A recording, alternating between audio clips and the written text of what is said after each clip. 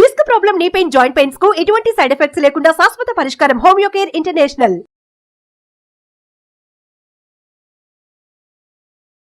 నమస్కారం డాక్టర్ శ్రీ ఆచార్య రామకృష్ణ స్వామి గారు. నమస్కారం అండి. మనం ఏది మాట్లాడుకోవాలనుకున్నా అంటే ప్రతి దాంట్లోనూ ఒక లైఫ్ స్కిల్కి సంబంధించింది అండ్ సంపద సృష్టికి సంబంధించినటువంటి ఒక ప్రిన్సిపల్ని ఖచ్చితంగా చెప్తారు. నిన్ను మార్చేది నీ ఆలోచన మాత్రమే, ఇంకొకటి ఏది కాదు. మైండ్ సెట్ మీదే ఏదైనా సరే డిపెండ్ అయి ఉంటుంది.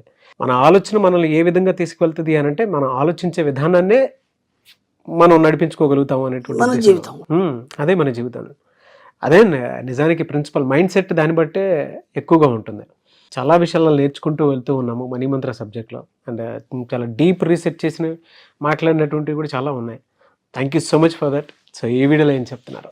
నేను ఈ మధ్య ఒక ఫ్యామిలీని కలిశాను. చాలా రోజుల తర్వాత అనుకోకుండా మా ఊరు వెళ్ళినప్పుడు ఓ ఫ్యామిలీని కలిశాను. ఫ్యామిలీని కలిసినప్పుడు వాళ్ళు ఒక 20 సంవత్సరాల క్రితం ఎలా ఉన్నారో ఇప్పుడు అలాగే ఉన్నారు. అలాగే ఉన్నారు, మారిపోయాం లేదు జీవితంలో. ఓకేనా? వాళ్ళు అలాని పేదవాళ్ళు కాదు, అలాని మధ్యతరగతి కాదు, మధ్యతరగతి అంటే కొంచెం ఎక్కువ. కానీ అప్పటికిప్పటికి ఎలాంటి మార్పు లేదు. వాళ్ళ జీవితంలో అంతే ఉంది. 20 సంవత్సరాల నుంచి చూస్తున్నాను. నీ మధ్య వెళ్ళినప్పుడు ఒకసారి కలిసినప్పుడు వాళ్ళ పరిస్థితి ఎలా ఉందంటే, వాళ్ళు ఏమంటారంటే, నేను దేనికోసం ఆతృత పడను, దేనికోసం కొత్త ప్రయత్నాలు చేయను, ఉన్నదాన్ని నేను సరిపెట్టుకుంటాను. ఓకేనా? దేనికోసం అరులు చాచాను. ఓకేనా? సరే, అంతవరకు ఓకే. ఇప్పుడు పిల్లలిద్దరిని గవర్నమెంట్ స్కూల్లో వేశారు, ప్రైవేట్ స్కూల్లో చదివించట్లేదు. ఓకేనా? అంటే వాళ్ళ బడ్జెట్ ఏదైతుందో చూడడానికి బాగానే రిచ్ కనిపిస్తారు, కానీ పిల్లల్ని మాత్రం గవర్నమెంట్ స్కూల్లో వేశారు. అందరూ ఏమనుకుంటారు, వాళ్ళ పిల్లలు ప్రైవేట్ స్కూల్లో చదువుతున్నారు అనుకుంటారు. అలా రిచ్గా తయారు చేస్తారు. ఇంకా కొన్ని ఎలా ఉంటాయంటే, వాళ్ళు అసలు విషయం వేరు, బయటికి చూపించుకునేది వేరు. అర్థమైందా? ఎందుకు అలా అంటే, మేము అలా ఉండాలనుకుంటున్నాం, దానికి తగ్గట్టుగా మాత్రం ఖర్చు పెట్టారు, దానికి తగ్గట్టు కూడా మారడానికి సిద్ధంగా లేరు. ఎందుకంటే భయం ఒకటి పట్టి పీడిస్తుంది. ఒకవేళ నేను అలా మారాలనుకున్నప్పుడు దానికి ఇంత ఖర్చు అవుతుంది, మళ్ళీ నేను ఎక్కడి నుంచి తేవాలి. ఓకేనా? ఇలాంటి భయం చాలామందికి పట్టి ఉందండి. చాలామంది కుటుంబాల్లో చూశాను. నాకు తెలిసినంత మట్టుకి నా దగ్గరకు వచ్చే వాళ్ళకి కానీ, లేకపోతే నేను ఎన్నో కుటుంబాలను చూశాను. వాళ్ళు ఏం చేశారంటే, వాళ్ళ పరిధిని దాటి పెట్టిపోరు. అర్థమైందా? మళ్ళీ ఎంత బాగా చెప్తారంటే, నేను వెళ్ళగానే మీ వీడియోలు 2 years నుంచి చూస్తున్నానండి, భలే ఉంటాయండి మీ వీడియోలు, ఎంత అద్భుతంగా ఉంటాయంటే మనిషికి ధైర్యాన్ని ఇస్తాయి, చచ్చిపోయేటోళ్ళను కూడా బతికిస్తాయి, ఇవన్నీ బాగుంటాయి. ఒక్కటి కూడా పాటించారండి, ఒక్కటి కూడా. అంటే అవన్నీ ఎవరి కోసం అనుకుంటారంటే, ఎవరో ఒకరు క్లాసు పోతారు కదా, వాళ్ళ కోసం అనుకుంటారు వాళ్ళు. ఇది మా కోసం కాదు. ఎందుకంటే వీడు మనవాడే కదా, వీడు చిన్నప్పటి నుంచి చూస్తున్నాం కదా, మనవాడే కదా, ఏముంటుంది ఇంతకంటే ఎక్కువ. మరి కనీసం ఒక యాటిట్యూడ్ మారింది, వీడు ఇంతకు ముందులాగా లేడు, ఇప్పుడున్న సిచ్యువేషన్ వేరు, కనీసం మనం దానికి ఫాలో అయిన ఒక చిన్న ప్రయత్నం కూడా చేయరు. అర్థమైందా? ఇలా చాలామంది అనుకుంటూ వాళ్ళ జీవితాన్ని అక్కడికే ఆపేస్తున్నారు. వాళ్ళు ఎక్కడ కూడా ఒక అడుగు కూడా ముందుకు తీసుకెళ్ళటం లేదు వాళ్ళు. అర్థమైందా? ఇక్కడ విచిత్రం ఏంటంటే, వాళ్ళు అలా అనుకుంటున్నారు, ఆ పిల్లలు మాట్లాడతారు. ఆ పిల్లలతో నేను మాట్లాడిన వాళ్ళ డిస్కషన్స్ ఎలా ఉంటాయంటే, వాళ్ళ ఆలోచనలన్నీ ఉన్నతమైన స్థితిలో ఉంటాయి. అర్థమైందా? వాళ్ళు ఎలా చెప్తారంటే, అంకుల్ కనీసం రోజు 1000 రూపాయలు ఖర్చు పెట్టాలి అంకుల్. 1000 రూపాయలు ఖర్చు పెట్టాలని ఒక చిన్న పిల్లాడు మాట్లాడిందంటే, వాడు ఆలోచన విధానం ఎంత పెద్ద పెరిగింది. అవును. తల్లిదండ్రులు మాత్రం అలాగే ఉన్నారు. ఇప్పుడు ఏమవుతుందంటే, ఇప్పుడున్న మార్కెట్ని బట్టి ఖర్చులు చాలా పెరిగినాయి. అయినా సరే వాళ్ళు బయటికి మాత్రం అలా చూపిస్తున్నారు, లోపల మాత్రం ఆ పేదరికాన్ని ఆ విధంగానే అనుభవిస్తున్నారు వాళ్ళు. అంటే వాళ్ళు ఎంత లోపల మదన పడుతున్నారు, ఎంత కొల్లిపోతున్నారు అనేది వాళ్ళని ఒకసారి కదిలిస్తే మనకు అర్థమవుతుంది. ఓకేనా? ఇంతకుముందు నాకు తెలిసి వాళ్ళకు ఒక 5 లక్షల అప్పులు ఉండేది. ఓకేనా? ఇప్పుడు 10 లక్షలు అయింది. అర్థమైందా? అంటే నీ జీవిత విధానాన్ని నువ్వు మార్చుకోలేదు, దానికి తగ్గట్టుగా నువ్వు జీవించలేదు. ఇక్కడ ఏమైపోయింది? అప్పు పెరిగిపోయింది.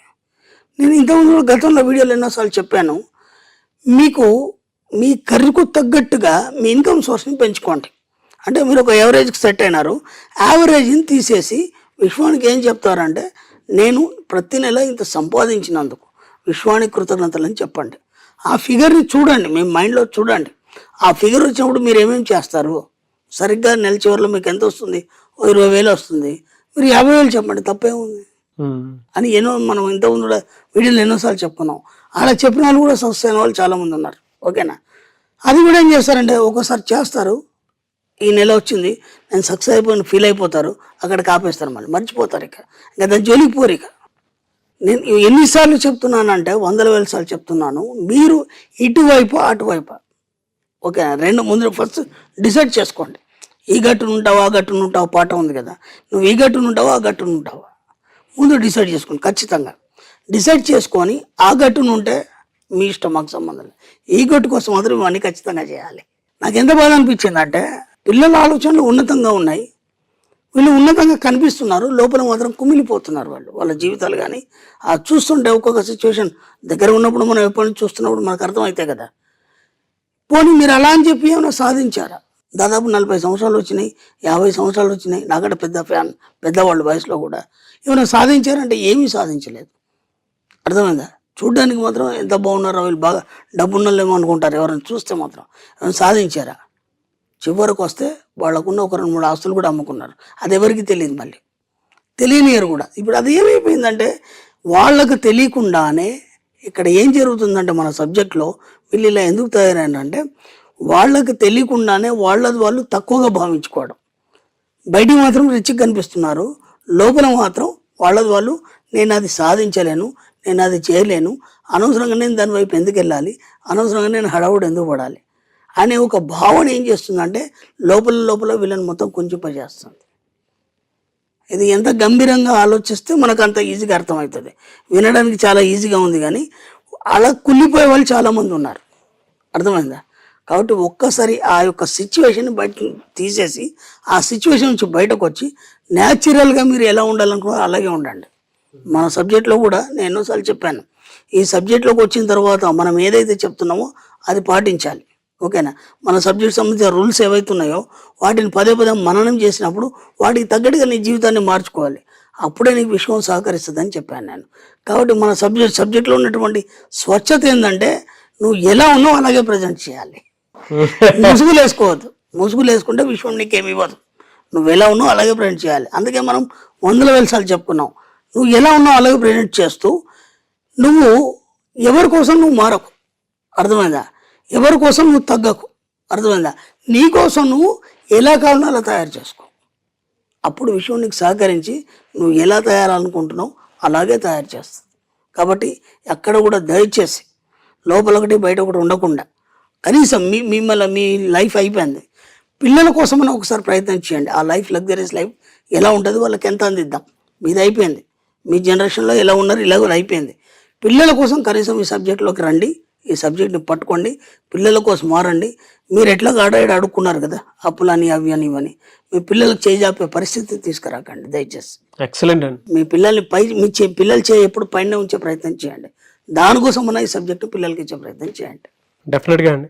నిజంగా చాలా మందికి ఫైనాన్షియల్ నాలెడ్జ్ పిల్లలకి అంటే మన సబ్జెక్ట్ త్రూ కూడా నర్చర్ చేయొచ్చు. అంటే ఈ విధంగా వెళ్ళాలి అనేటువంటి దాని మీద చాలా మధ్యలో యాడ్ చేస్తుందామండి. నాకు చాలా బాగా నచ్చింది ఆలోచన అయితే. అన్నీ అనేందంటే పైకి ఒక రకంగా ఉంటారు, లోపల ఒక రకం ఉంటున్నారు, వాళ్ళు కుమిలిపోతున్నారు. అలాగని పిల్లలకి న్యాయం చేయలేకపోతున్నారు. వయసు అంతా అయిపోతుంది, ఇంకెప్పుడు చేయగలుగుతారు? చివరికి వస్తే మళ్ళీ ఏముండదు. అవును, ఆ పిల్లలకు అగమ్య గోచరమైన పరిస్థితి. కాబట్టి ఈ సబ్జెక్ట్ కనీసం పిల్లలకన్నా ఇవ్వండి, వాళ్ళ కోసం మీరు మారండి కొద్దిగా చివరి టైం. థ్యాంక్ యూ అండి. Thank you so much doctor Shri Acharya Anantakrishna Swami. Thank you అండి.